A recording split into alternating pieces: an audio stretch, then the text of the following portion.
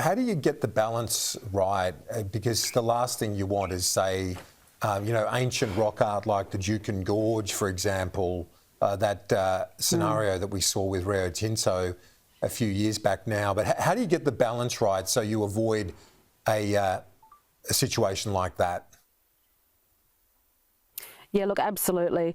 We want to be able to create a subcommittee within Cabinet as well. So the relevant ministers will sit in that subcommittee to look at these applications, look at the projects very closely to ensure that we don't create another mistake like what occurred in terms of Juukan Gorge.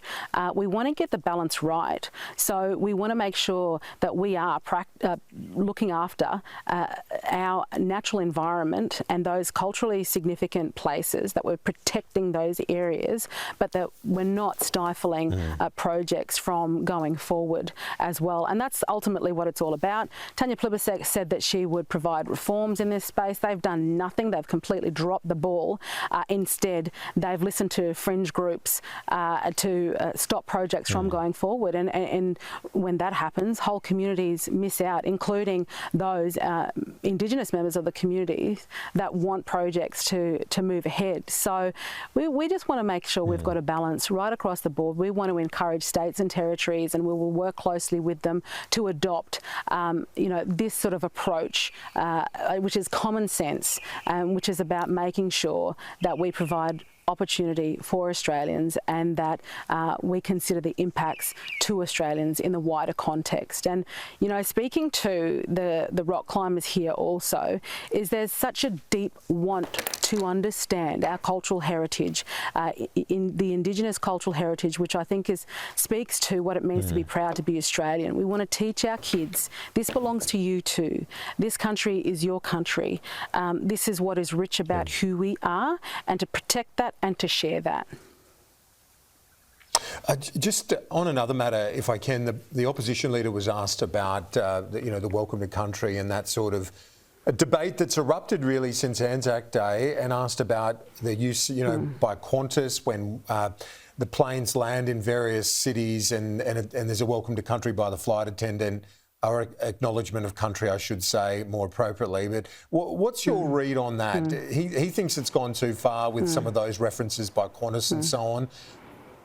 What's your overall assessment of where and when acknowledgement and welcome to countries should be delivered? Well, I guess my position has always been that we have absolutely overdone welcome to country and acknowledgement of country, especially when they become politicised sort of statements that are divisive, as opposed to feeling like it is a welcome. And I absolutely agree with Peter Dutton that it's overdone. Maintain it for significant events, as he suggested, for the opening of Parliament and things like that. And if we have foreign dignitaries, that would seem, when I think, more appropriate, if we have foreign dignitaries who are coming to the country to provide those opportunities then. But, speaking to the everyday Australian, Indigenous and non-Indigenous, I mean, there are those that shut off every time the plane lands. I know I keep my headphones in because, this is Australia. We all belong to this country. I was brought up to love my mixed heritage as both Indigenous and non-Indigenous, but Australian first, and a real sense of belonging to this country because of that. And we've got to do more in that space as opposed to dividing our country.